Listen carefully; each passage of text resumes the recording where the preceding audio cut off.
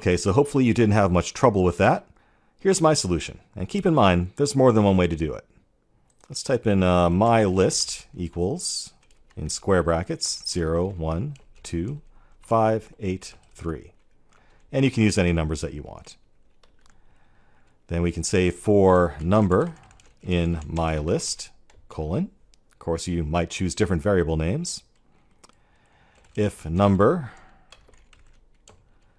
mod 2 is 0, colon, print number.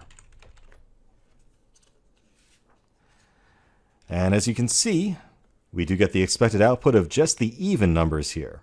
Okay, so that's everything that's peculiar about Python for the most part.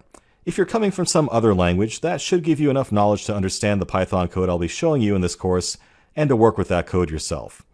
So that's your Python crash course. Obviously just some very basic stuff there. As we go through more and more examples throughout the course, it'll make more and more sense since you have more examples to look at. But if you do feel a little bit intimidated at this point, maybe you're a little bit too new to programming or scripting, and it might be a good idea to go and take a Python course before moving forward. But if you feel pretty good about what you've seen so far, let's move ahead and we'll keep on going.